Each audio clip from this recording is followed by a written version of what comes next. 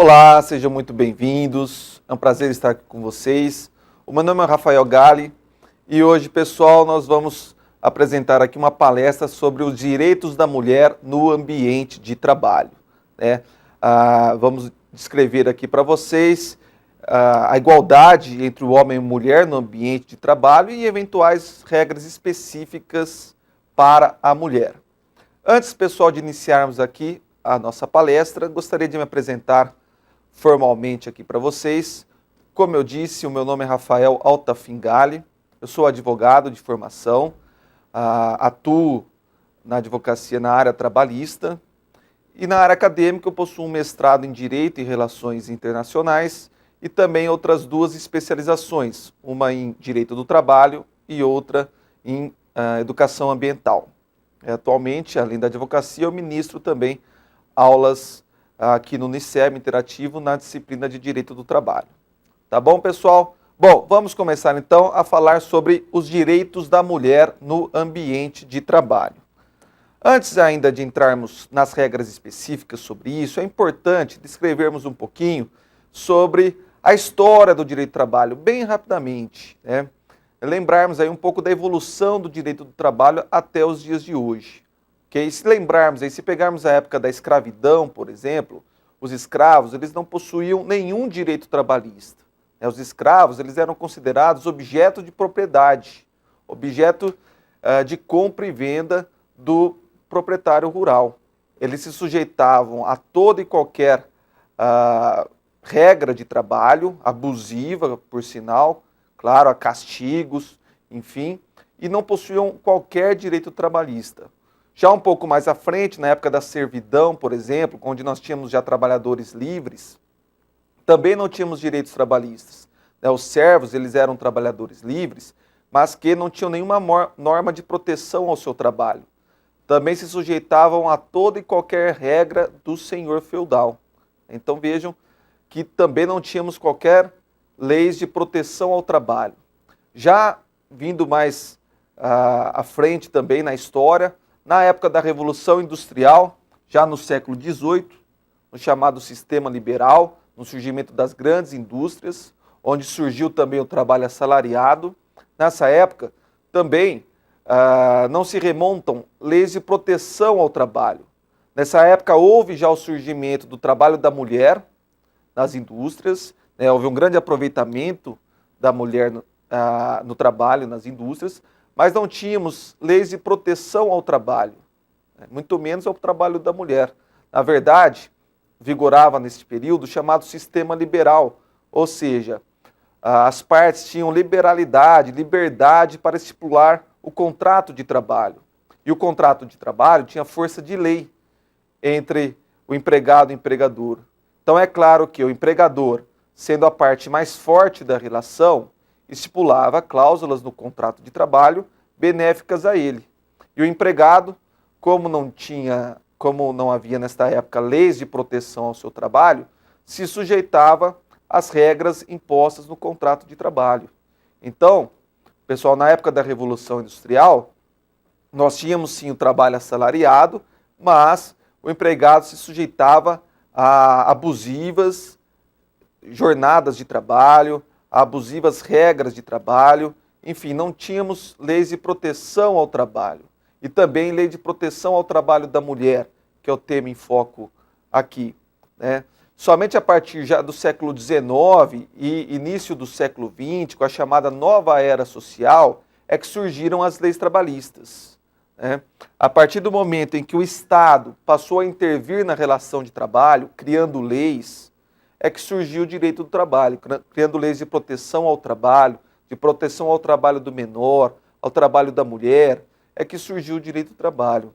Então é importante, pessoal, nós descrevermos um pouquinho aqui, muito em síntese, da história do direito do trabalho, para mostrar para vocês que ele é recente. Ele remonta ao século XIX, final do século XIX, início do século XX, né? Então, são leis praticamente recentes em comparação ao ordenamento, às leis, enfim, que existem em nossa sociedade desde o início da civilização. Então o direito do trabalho ele é recente, surgiu a partir da intervenção do Estado na relação de trabalho, criando leis, criando regras. Um pouquinho da evolução histórica do direito do trabalho no Brasil também, podemos destacar em 1930 a criação do Ministério do Trabalho, em 1934 a criação da Justiça do Trabalho. Vejam, o direito do trabalho ele é tão importante que ele possui uma justiça especializada, própria, que só decide conflitos entre empregado e empregador. Hoje nós temos a justiça comum, que é os tribunais de justiça, os fóruns em geral, que solucionam conflitos na área civil, na área criminal, na área fiscal. E nós temos uma justiça especializada, que é a Justiça do Trabalho, que decide questões específicas que envolvem a relação entre empregado e empregador. Em 1942, nós tivemos a criação da CLT, a consolidação das leis do trabalho. Trata-se de um documento similar a um código, mas é um compilado de leis, é considerado um compilado de leis trabalhistas, que traz as principais regras entre empregado e empregador. É o documento de maior importância na esfera trabalhista dentro do direito, dentro do nosso ordenamento jurídico. Okay? Então, ele foi criado em 1942, através desse decreto-lei. Em 1988, nós tivemos a nossa última Constituição Federal, que também trouxe um capítulo específico sobre algumas leis trabalhistas.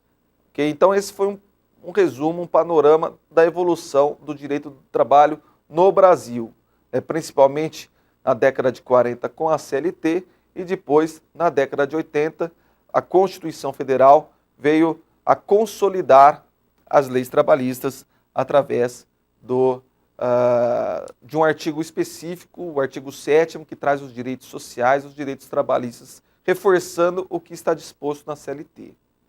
E antes ainda, pessoal, de falarmos especificamente do trabalho da mulher, é importante trazermos o conceito de empregado. O que significa empregado para a CLT? Como vamos explicar aqui as principais normas que envolvem o empregador e a mulher empregada, é importante descrevermos quem é a mulher empregada para a CLT. Por quê? Porque nós temos outras relações de trabalho. Nós temos o funcionário público, o trabalhador autônomo, o trabalhador eventual, o trabalhador avulso, a trabalhadora, enfim. Então nós temos que aqui delimitar o que seria a mulher empregada em uma relação de emprego, uma relação entre empregado e empregador. E isso nós podemos descrever no conceito de empregado, que está aqui no artigo 3º da CLT. Considera-se empregado toda pessoa física que presta serviços de natureza não eventual a empregador sobre a dependência deste e mediante salário.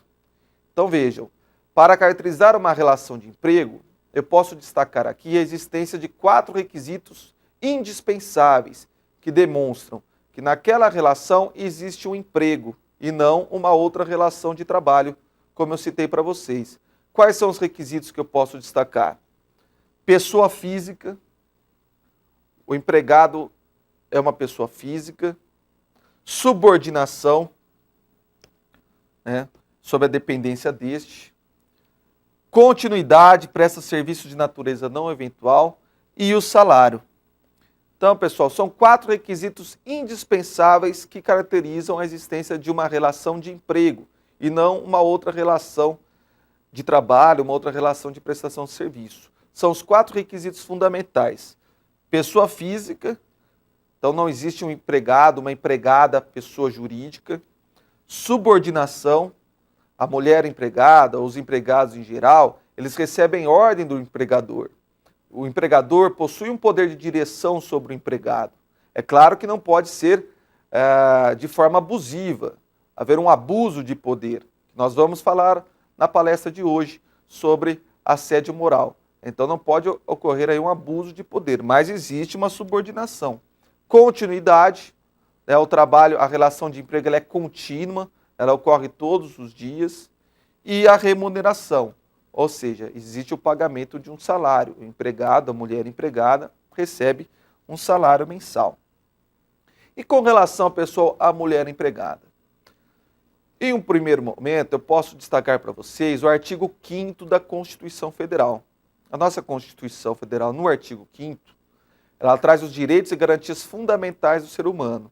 E logo no caput, ou seja, no início dele, ela dispõe, de uma forma aqui resumida, que todos são iguais perante a lei, sem qualquer distinção de sexo, raça, cor, religião, enfim. Então ela já destaca no início do seu artigo 5º que todos são iguais perante a lei. E a CLT também traz que não há distinção entre o trabalho desenvolvido pelo homem e o trabalho desenvolvido pela mulher, salvo, excepcionalmente, quando a própria lei traz regras específicas, ou regras especiais, que nós vamos ver, que envolvem a mulher gestante, que envolve a maternidade, que envolve a saúde da mulher empregada, enfim, algumas regras específicas. Mas, em regra, em geral, posso destacar aqui para vocês que o empregador não pode fazer distinção entre o trabalho desenvolvido pelo homem e o trabalho desenvolvido pela mulher. Ok? Está aqui no artigo 372 da CLT. Vejam só. Os preceitos que regulam o trabalho masculino são aplicáveis ao trabalho feminino, naquilo em que não colidirem com a proteção especial instituída pela lei. Foi o que eu comentei. Não há distinção entre o trabalho desenvolvido pelo homem e o trabalho desenvolvido pela mulher, excepcionalmente nos casos descritos na lei, questões especiais instituídas por lei. Com relação ao salário, pessoal, a mulher tem o direito ao mesmo salário do homem quando o trabalho for de igual valor. Está aqui, a mulher terá direito aos mesmos salários do homem se o trabalho que exercer for de igual valor. Então, o empregador, sendo o trabalho de igual valor, na mesma função, na mesma localidade, enfim, eu já vou comentar com vocês, em regra, o empregador não pode fazer distinção de salário entre o homem e a mulher. A mulher tem direito a ter o mesmo salário que o homem quando o trabalho for de igual valor, na mesma função, é prestado ao mesmo empregador, na mesma localidade, não pode haver distinção. Isso está previsto no artigo 461 da CLT, 461, que traz o seguinte, pessoal, sendo idêntica a função a todo trabalho de igual valor, prestado ao mesmo empregador, na mesma localidade, corresponderá igual salário, sem distinção de sexo, nacionalidade ou idade. Então vejam, sendo idêntica a função de dois empregados que trabalham na mesma localidade, trabalho de igual valor para o mesmo empregador, não pode haver distinção do salário em razão de sexo, idade, religião e etc. Então, o homem e a mulher têm direito a salários iguais quando atuam na mesma função, trabalho de igual valor para o mesmo empregador e na mesma cidade. A única questão que vocês podem questionar é o que seria o trabalho de igual valor, já que a Constituição fala em trabalho de igual valor, né?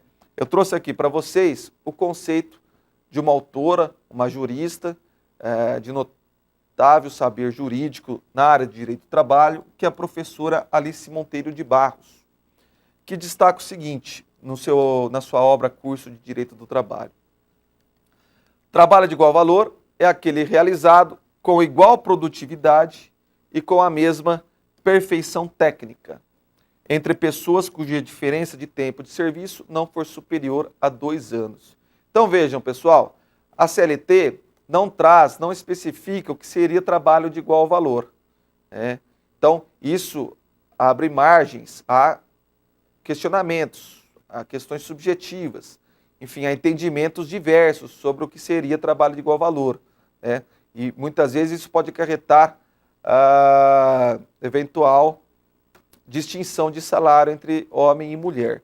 Porém, o entendimento da doutrina é que a doutrina especializada em direito do trabalho, né, traz o quê? Que trabalho de igual valor é aquele realizado com igual produtividade, com a mesma perfeição técnica e que não em pessoas cuja diferença de tempo de serviço não for superior a 2 anos.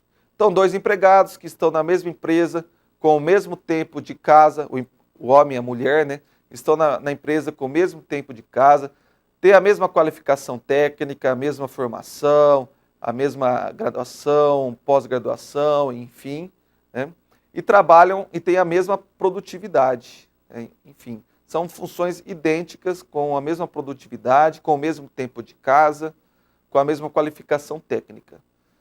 Nessas situações, não pode haver distinção de salário entre o homem e a mulher. Esse é um primeiro ponto muito importante nós destacarmos aqui. Outra questão com relação à jornada de trabalho, pessoal, não há distinção, não pode haver distinção com relação à jornada de trabalho do empregado, né, ou da mulher empregada. Né? Não há qualquer distinção com relação à jornada de trabalho entre o trabalho desenvolvido pelo homem e pela mulher. Só para destacarmos aqui, pessoal, em regra, a jornada de trabalho de 8 horas diárias e 44 horas semanais, tanto para homem como para mulher. Ambos terão direito à compensação de horas, desde que previsto no contrato de trabalho ou em convenção ou acordo coletivo de trabalho. O que significa compensação de horas? Significa compensar o trabalho a mais desenvolvido em um dia pela diminuição em um outro dia. Então, é possível compensar horas, está previsto na Constituição Federal, desde que seja em caráter excepcional, ou seja, não ocorra de forma habitual, todos os dias. Então, pode a empresa adotar a compensação de horas, também conhecido como banco de horas, desde que em caráter excepcional, trabalhando a mais um dia pela diminuição no outro dia. E isso pode ser aplicado tanto ao homem como à mulher. Também, ambos terão direito adicional de horas extras de no mínimo 50% sobre a hora normal. Por que no mínimo? Porque outras convenções coletivas de trabalho podem trazer um adicional maior, superior, porém nunca inferior a isso. Trabalho noturno também, né, não há distinção entre o homem e mulher com relação ao trabalho noturno. O trabalho noturno é aquele que ocorre das 22 horas até as 5 horas da manhã. No trabalho noturno, a mulher empregada, tanto o homem como a mulher, terão direito a um adicional de no mínimo 20% sobre a hora normal. Então tem um adicional para quem trabalha no período noturno. E vale destacar também que a hora noturna ela tem uma peculiaridade. Ela equivale a 52 minutos e 30 segundos. O que significa isso? Enquanto uma hora normal equivale a 60 minutos, a hora noturna equivale a 52 minutos e 30 segundos. É uma peculiaridade da CLT. Então, a cada 52 minutos e 30 segundos, o trabalhador ou a trabalhadora noturna, que trabalha no período noturno, já terá trabalhado 1 hora. Também não há distinção com relação a intervalos, interjornada e intrajornada. O que significa intervalo interjornada? Entre 2 jornadas de trabalho, de um dia para o outro, tem que haver um descanso de no mínimo 11 horas, entre o trabalho de um dia em relação ao trabalho no outro dia. E o intervalo intrajornada, entre as jornadas, é um intervalo para quem trabalha de 6 a 8 horas por dia, tem um direito ao intervalo de 1 a 2 horas para descanso ou alimentação. Quem trabalha até 6 horas tem direito a um intervalo de 15 minutos. Também não há distinção com relação ao trabalho do homem e o trabalho da mulher. E também, ambos têm direito ao descanso semanal remunerado, preferencialmente aos domingos. É o direito ao descanso de um dia por semana e sendo esse descanso remunerado, tanto o homem como a mulher. Em suma, pessoal, com relação à jornada de trabalho, não há qualquer distinção entre o trabalho desenvolvido pelo homem e o trabalho desenvolvido pela mulher.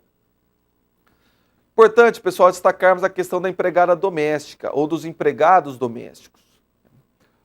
A empregada doméstica possui uma lei própria que dispõe sobre o seu trabalho. E o que significa o empregado doméstico? Ou melhor, a empregada doméstica? A empregada doméstica é aquela profissional que presta serviço não eventual no âmbito de uma residência sem finalidade lucrativa. Então vejam, a empregada doméstica é aquela profissional que trabalha de forma contínua, ou seja, é um serviço não eventual, né? Não se trata de uma diarista, e sim se trata de um trabalho todos os dias da semana, ou, enfim, a maioria da semana, no âmbito de uma residência, sem finalidade lucrativa. O que significa este sem finalidade lucrativa? Significa que ele não trabalha, o empregador doméstico, quem contrata a empregada doméstica, não contrata com finalidade de lucro. Por quê? Porque trabalha no âmbito de uma residência, para prestar serviços domésticos, e não trabalhando para o empregador visando lucro, trabalhando como se fosse numa empresa. Trata-se de um empregador doméstico, que contrata uma empregada doméstica para trabalhar no âmbito da residência, sendo que esse trabalho não visa o lucro do empregador. Todo empregado que trabalha numa empresa em geral, ele trabalha para o empregador e a sua empresa visa lucro. É o fim de toda e qualquer empresa, é o lucro. Então aquele empregador contribui para o lucro da empresa. Não é o caso do empregado doméstico, que ele trabalha no âmbito de uma residência sem finalidade lucrativa. E quem se equipara à empregada doméstica? Os caseiros de chácara de lazer, jardineiro, babá de criança, governanta de residência, mordomo, motorista particular, pessoas que trabalham no ambiente de uma residência. E a empregada doméstica, pessoal, tem os mesmos direitos trabalhistas dos empregados em geral, os demais empregados. Tem direito a férias, 13º, né, um salário mínimo por mês, enfim, descanso semanal remunerado, preferencialmente os domingos. E nós tivemos a chamada PEC das domésticas. É uma mudança na Constituição Federal, uma emenda constitucional para o empregado doméstico, para a empregada doméstica. Então houve uma alteração equiparando outros direitos trabalhistas dos demais empregados em geral, também para a empregada doméstica. Por quê? Porque antes da PEC das domésticas, a empregada doméstica não tinha sua jornada de trabalho controlada, como os demais empregados em geral, ou seja, 8 horas de trabalho diário e 44 horas semanais. Não havia esse controle. Agora, com a PEC das domésticas, houve uma alteração. A empregada doméstica ela deve cumprir uma jornada de trabalho de 8 horas diárias e, no máximo, 44 horas semanais. Sob pena do quê? De pagamento de horas extras. Essa foi a principal mudança da emenda constitucional com relação aos direitos das domésticas, das empregadas domésticas e dos demais empregados domésticos. Existem algumas mudanças que ainda dependem de regulamentação, que já foram determinadas, mas depende de uma lei específica para regulamentar essa mudança, que é a questão do depósito do fundo de garantia, por exemplo. A emenda constitucional já equiparou também todos os direitos dos demais empregados ao empregado doméstico, inclusive o pagamento do fundo de garantia. Só que está dependendo de uma regulamentação. Por quê? Porque ainda não regulamentou como será esse pagamento. Então ainda é facultativo o depósito do fundo de garantia para os empregados domésticos, enquanto que para os demais empregados em geral é obrigatório. Ainda é facultativo, depende de uma regulamentação da legislação desta PEC das domésticas. E outros direitos em geral, como adicional noturno, enfim, e outras questões específicas dos demais empregados. Então a principal mudança que nós temos da PEC das domésticas, por enquanto, é o controle de jornada de trabalho. Ou seja, a empregada doméstica, assim como os demais empregados em geral, devem cumprir uma jornada de 8 horas diárias e 48 horas semanais. Qualquer acréscimo extraordinário nestas horas, haverá o pagamento do quê? De horas extras. E claro, como eu comentei, os empregados domésticos têm também garantido os demais direitos, como o salário mínimo por mês, férias, 13º, né, e os demais direitos em geral. Com exceção ainda de algumas questões que dependem de regulamentação, como o depósito do fundo de garantia. Ok? Bom, com relação à saúde e segurança do trabalhador, também a mulher empregada tem uma distinção, o trabalho desenvolvido pela mulher distingue do trabalho desenvolvido pelo homem com relação à saúde, à sua saúde no trabalho. Porque o homem, segundo a CLT, ele pode carregar de peso durante a sua jornada de trabalho até 60 quilos. Quem trabalha, claro, carregando peso. Nisso, há uma distinção com relação ao trabalho desenvolvido pela mulher. Por quê? Porque a mulher, ela pode ter o emprego de uma força muscular, vejam, melhor dizendo, é proibido, né, emprego de força muscular superior a 20 quilos de forma contínua ou 25 quilos de forma ocasional. Então veja, enquanto o homem, segundo a CLT, pode carregar de peso no seu trabalho até 60 quilos, a mulher pode carregar até 20 quilos de forma contínua e 25 quilos de forma ocasional. Então essa é uma distinção específica da CLT com relação ao trabalho desenvolvido pelo homem e o trabalho desenvolvido pela mulher. Veja, eu comecei aqui a palestra dizendo para vocês que não há distinção entre o trabalho desenvolvido pelo homem e o trabalho desenvolvido pela mulher. Somente a distinção quando a lei traz questões especiais quanto ao trabalho da mulher. Esse já é o primeiro deles. Então já há uma pequena distinção, porque o homem pode carregar até 60 quilos e a mulher pode carregar até 20 quilos de forma contínua ou 25 quilos de forma ocasional. A CLT, pessoal, também traz regras específicas referentes à maternidade, específicas de proteção à maternidade. Então vejam, embora não haja distinção entre o trabalho do homem e da mulher, a própria lei pode trazer algumas questões específicas e especiais para a mulher, aqui no caso com relação à proteção à maternidade. Primeira delas, pessoal, a licença gestante.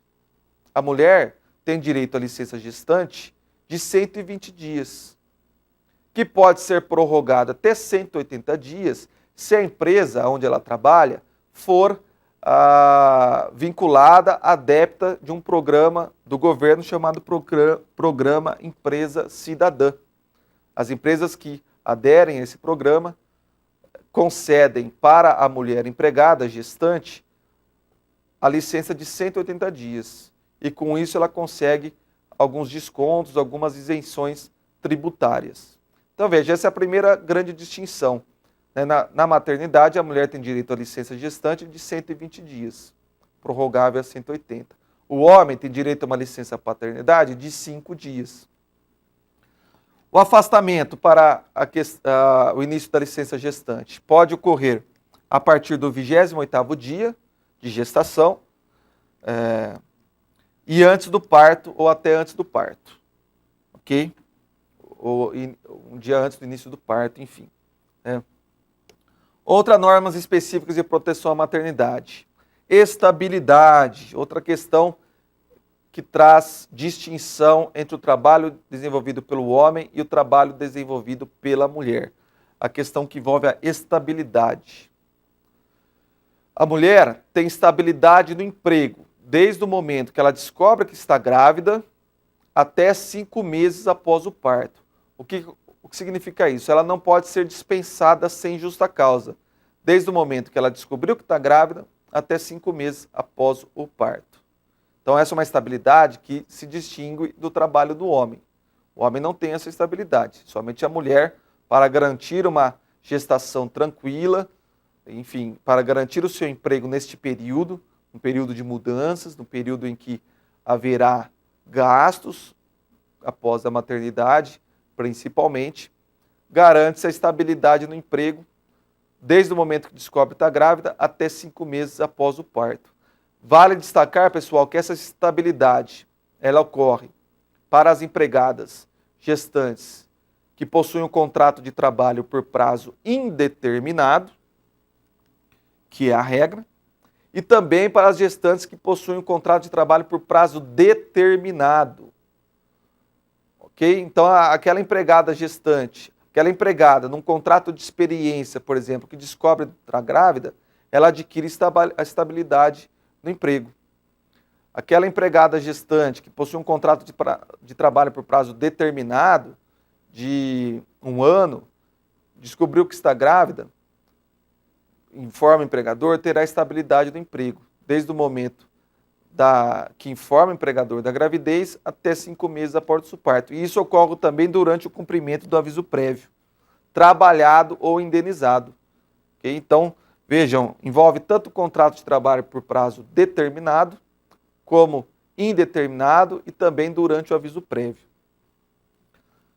Também é garantida, pessoal, a empregada durante a gravidez, sem prejuízo do seu salário e demais direitos, transferência de função, quando as condições de saúde o exigirem, assegurada a retomada da função anterior, exercida logo após o retorno ao trabalho. Então, se for necessária a transferência de função da empregada devido à fragilidade da gravidez, que pode trazer algum prejuízo durante a gravidez, é permitido isso à empregada, à mulher empregada. Dispensa do horário de trabalho pelo tempo necessário para a realização de no mínimo 6 consultas médicas e demais exames complementares. Então, durante a gravidez, ela pode se ausentar para ir ao médico, fazer exames no mínimo 6 vezes. Outra questão específica também de proteção à maternidade. Vale destacar também, pessoal, que a empregada que adotar uma criança ou obtiver a guarda judicial para fins de adoção de uma criança, também será concedida a licença maternidade. Essa é uma questão importante a se destacar. Então, aquela mulher que pretende adotar uma criança, ou é concedida a ela a guarda judicial de uma criança, ela adquire também a licença maternidade. E terá direito aí de 120 dias a 180 dias também. Durante o período da licença maternidade, pessoal, é importante destacar também que a mulher terá direito ao salário integral ou ainda, quando for variável, calculado de acordo com a média dos últimos 6 meses de trabalho, bem como os direitos e vantagens já adquiridos.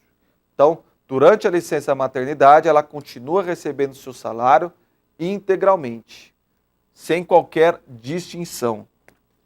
Importante destacarmos também. Após o retorno, pessoal, da licença maternidade, durante o período de amamentação da criança, a mulher empregada terá direito a 2 descansos especiais de meia hora para amamentação nos primeiros 6 meses. É outra distinção também, claro, na condição especial da mulher gestante, da mulher, da mãe, agora, né, o direito de ter um intervalo para a amamentação da criança. Então, pessoal, essas são as principais mudanças, as principais distinções que a CLT traz entre o trabalho desenvolvido pelo homem e o trabalho desenvolvido pela mulher. Então, retomando, como eu disse para vocês,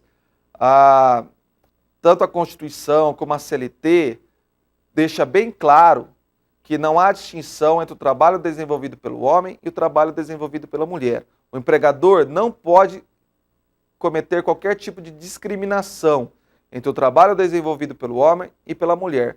Porém, a CLT, a legislação, pode trazer regras específicas ao trabalho da mulher, principalmente quando envolve a sua maternidade.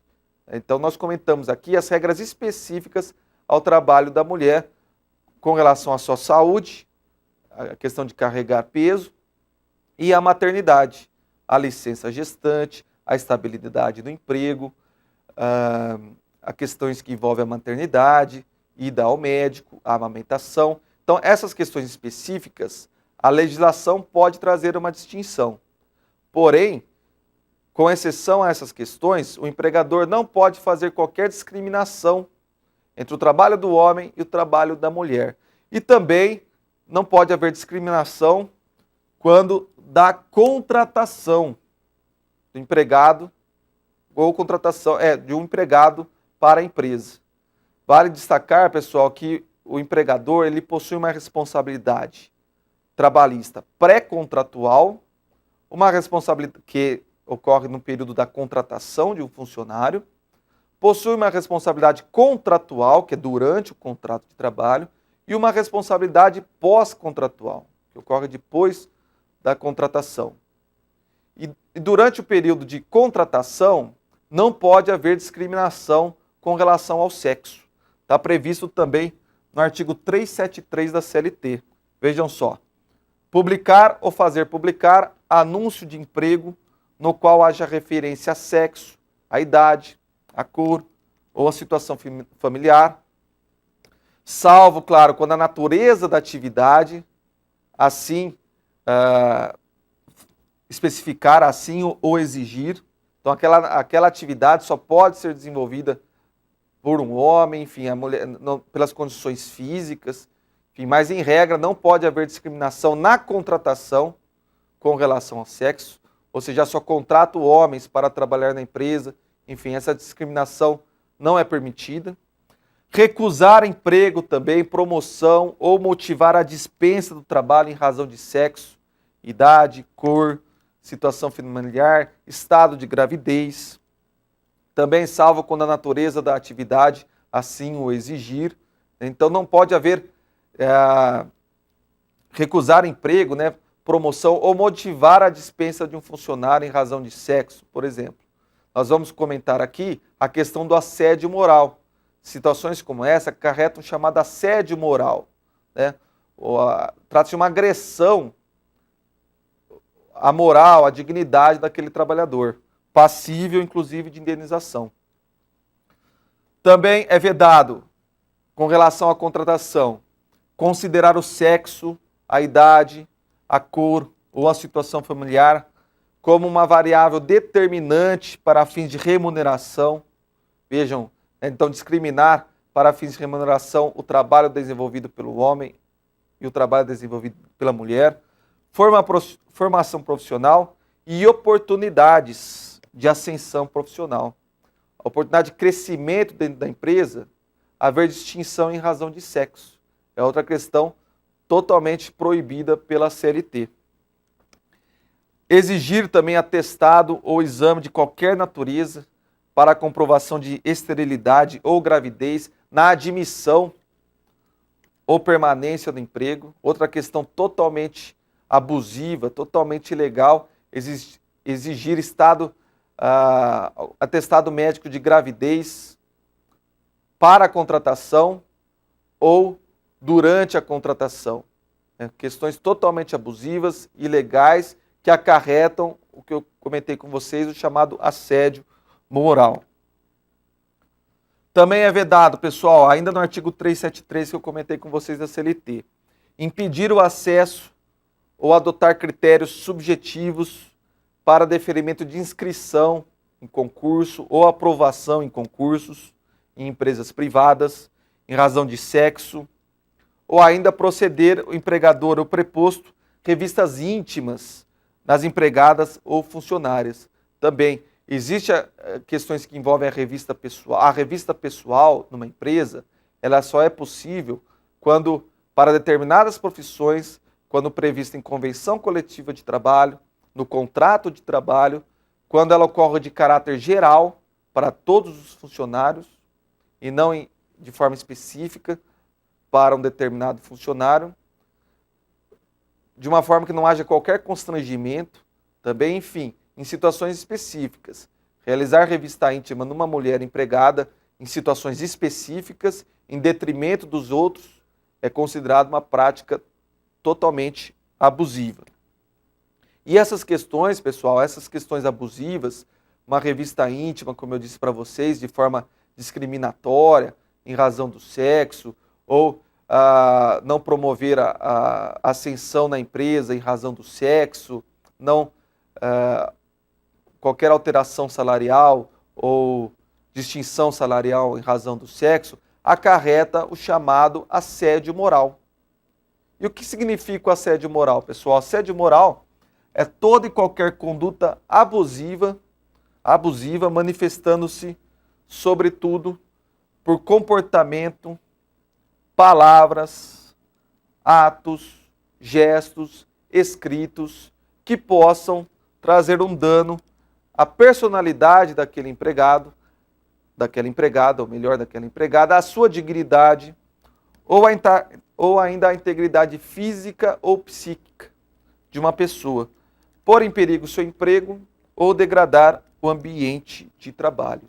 Então vejam, essas questões de discriminação que eu comentei com vocês. E mais, qualquer comportamento, palavras, atos, gestos, escritos, que possam trazer dano à empregada, à mulher empregada no seu ambiente de trabalho, acarretando dano físico ou psicológico, caracterizam o assédio moral. E, infelizmente, ele ainda existe no ambiente de trabalho. E qual é o objetivo do assédio moral, que ocorre muitas vezes, infelizmente? Prejudicar o desempenho da colaboradora, da mulher empregada, afastá-la de suas tarefas ou forçá-la à sua dispensa, ou forçá-la a pedir demissão da empresa. Então, questões que envolvem discriminação no ambiente de trabalho, atos, gestos, escritos, palavras que ofendem a integridade física ou psíquica daquela mulher, acarretam assédio moral e muitas vezes com o objetivo de prejudicar o seu trabalho e forçar a sua demissão. Simplificando para vocês, pessoal, uma pessoa que possui 20 anos de uma empresa, se ela pedir demissão, sai muito mais barato para a empresa do que dispensá-la. Então, pode ocorrer o assédio moral nessas situações para forçar aquele profissional, aquela profissional, a pedir demissão da empresa. E assim, ela abrir mão de vários direitos trabalhistas. Vale destacar, pessoal, que o assédio moral, essas situações, podem acarretar a chamada dispensa indireta. O que significa isso? A mulher empregada nessas situações, ela pode deixar a empresa e pleitear na justiça todos os direitos trabalhistas, equivalentes a dispensa sem justa causa e ainda danos morais. Porque a dispensa indireta ocorre quando o empregador comete uma falta grave contra o empregado. E essas questões de assédio moral acarretam a dispensa indireta. São faltas graves cometidas pelo empregador contra o empregado, contra a empregada. Eu trouxe aqui uma jurisprudência, pessoal, uma sentença, um resuminho de uma sentença, que traz um exemplo de assédio moral no trabalho, em especial de uma mulher. Vejam só, direito à intimidade, violação, dano moral. Logo, procede a indenização por dano moral, quando comprovado que a reclamante, em estado de gravidez, foi proibida de ir ao banheiro pelo gerente do reclamado durante a realização de jogos de bingo, vindo a urinar em público no horário de expediente. Vejam que absurdo. Mulher empregada, grávida, foi impedida de ir ao banheiro durante jogos de bingo, vindo a urinar em público. Questão absurda, claro, passível de indenização por danos morais, que demonstram um assédio moral na empresa. Eu trouxe aqui para vocês agora, pessoal, um vídeo curtinho, que demonstra situações de assédio moral dentro da empresa. É um vídeo realizado para mostrar essas questões, práticas abusivas do empregador para com o empregado, para com a mulher empregada, ou inclusive em algumas situações para os demais empregados em geral. Vamos ver agora o vídeo. Trata-se do vídeo do senhor Antônio Chefe Carrasco e depois nós voltamos.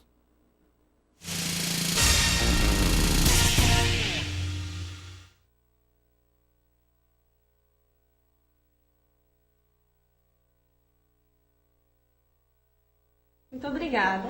Tchau. Eu não pedi isso aqui pra hoje, menina. Sim, senhor, eu ia lá... Não é, eu já ia, minha filha. Eu pedi isso aqui pra hoje, eu quero isso aqui pra hoje, ouviu? Não, mas eu Ou já é ia... burra? Eu já ia lá providenciar... Não é, já ia. Eu quero isso aqui na minha mesa daqui a 10 minutos, viu, seu incompetente? Sim, senhor.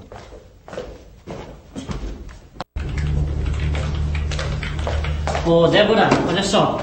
Eu quero que tu analise esses documentos e me entregue o relatório deles na segunda-feira no primeiro horário, tá? Seu Antônio, falta 5 minutos pra mim ir embora. Isso não é problema meu, minha filha. Eu também tenho meus compromissos, ok? Segunda-feira no primeiro Seu horário. Antônio, hoje é sexta-feira, eu tô indo embora daqui a pouco. Segunda-feira no primeiro horário. Bom final de semana pra você.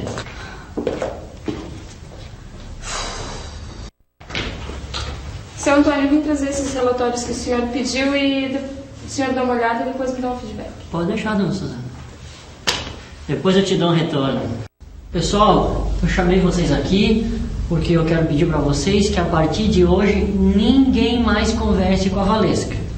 Eu coloquei ela lá naquela salinha lá no canto para ela ficar isoladinha de todo mundo, trabalhando mais produtivamente. Mas por que isso? Isso não faz sentido, seu Antônio. A empresa decidiu assim e a gente precisa que ela entre muda e saia calada, sem conversar com ninguém, que ela conseguir o melhor trabalho. Pode ser assim? Tudo bem? Ó, seu Antônio, aqui estão os documentos que o senhor pediu. Que isso, Piá? Você é jeito de jogar pasta assim na minha mesa? Próxima vez que tu jogar pasta assim eu vou te encher de porrada, viu? Tá achando que essa empresa aqui é o quê? Então já se viu. Desculpa, seu Antônio. Pessoal, estão sumindo muitas coisas aqui na nossa empresa, a gente não está gostando nada disso, então a partir de hoje, todo final de expediente a gente vai fazer uma revista de todo mundo antes de sair. Só o que me faltava, né? Eu não quero não como resposta, eu quero uma fila, homem pra cá, mulher pra cá, vamos... Eu não quero ser revistada todo dia. Meu Deus. Pô, pera, que é isso? Sei. Tá ok, pode ir. Tá, você quer referências dele? Você tem certeza que você quer saber desse elemento? Bom, foi um dos piores funcionários que eu já tive aqui, tá? Era um vagabundo, só queria saber de internet, de ficar vendo pornografia, ficava só cantando a secretária e matando o tempo. E olha, e eu não duvido, viu? Não duvido que quando ele saiu daqui ele levou um monte de coisa nossa, tá? Então tá bom. Então, Beatriz, eu te chamei aqui na minha sala porque a gente vai fazer o teu desligamento da empresa. Por quê? Eu já tô de saco cheio desses teus alhos, desse teu sal grosso, dessa tua macumba. A gente não tem lugar para isso aqui. Mas é só um trabalho de algum pra não trazer mal olhado pra sua empresa. Querida, eu sou católico, apostólico, romano. Não tem lugar para macumba aqui na minha empresa. Mas não é macumba, é apenas uma outra linha de... Para mim é tudo a mesma coisa, tudo mesmo lero-lero. Por favor, se dirija ao RH para fazer o seu desligamento.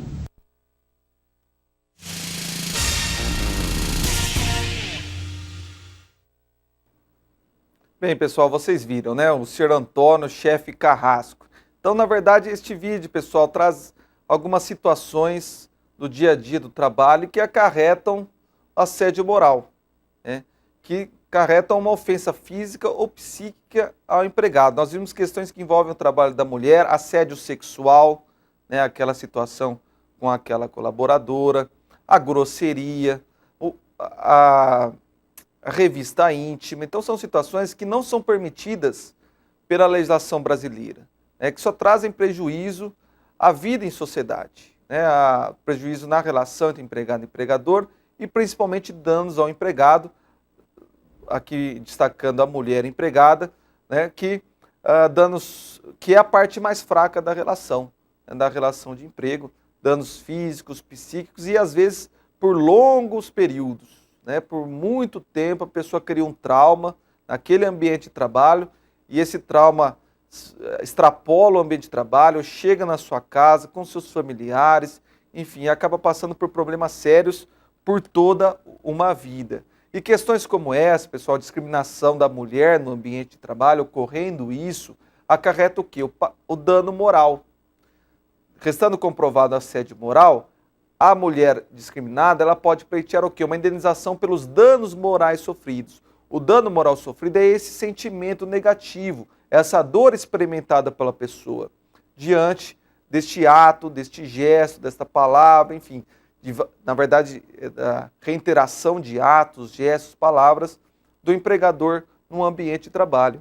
Então pode-se pleitear a mulher empregada discriminada uma indenização por danos morais, que trata-se dessa for física ou psíquica.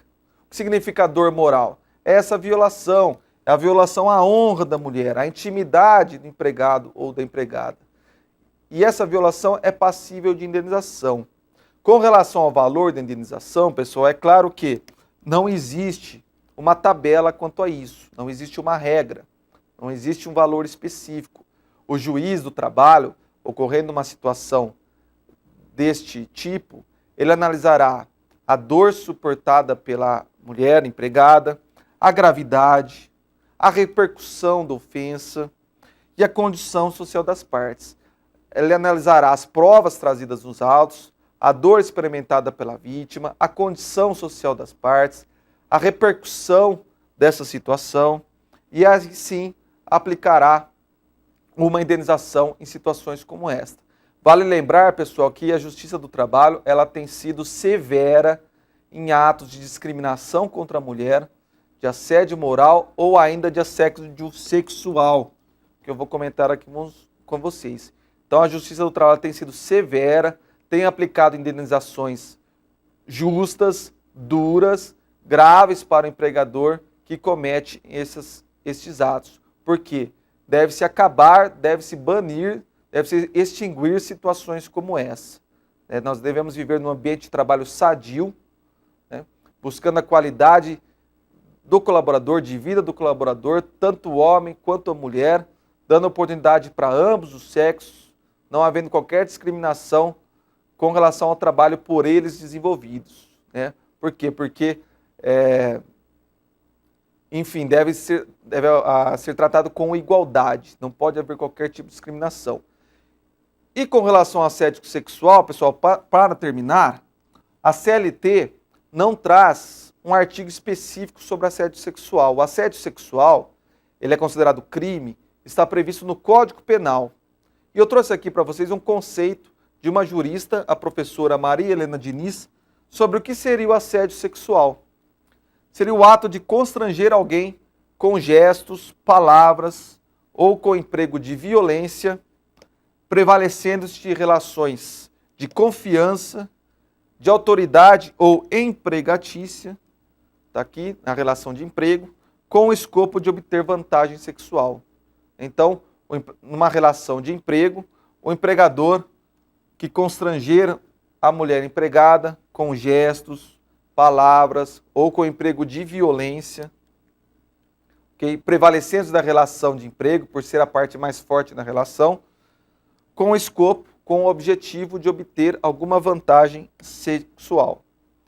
Como eu comentei com vocês, pessoal, assédio sexual ele é considerado crime e está previsto no Código Penal. Só trazendo aqui para vocês, está previsto no artigo 216, constranger alguém com o intuito de obter vantagem ou favorecimento sexual, prevalecendo-se o agente da sua condição de superior hierárquico ou ascendência inerentes ao exercício de emprego, cargo ou função. Pena de detenção de 1 a 2 anos. É até uma pena considerada, eu considero relativamente pequena, para situações tão graves como esta. Mas além de ser crime, é claro, a Justiça do Trabalho pune situações como essa, pune o quê?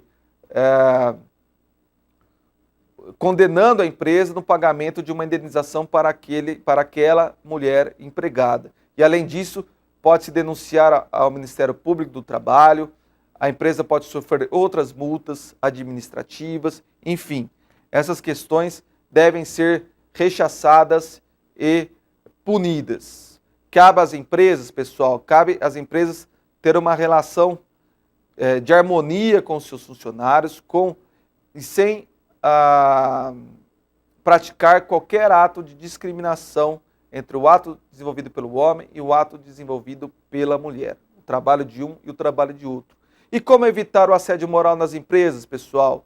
Fica aqui uma dica para as empresas. Como evitar qualquer tipo de discriminação. Por quê? Porque o assédio moral, o assédio sexual, pode ocorrer também entre não somente o dono da empresa e a mulher empregada, mas entre um supervisor e a empregada, entre colegas de trabalho.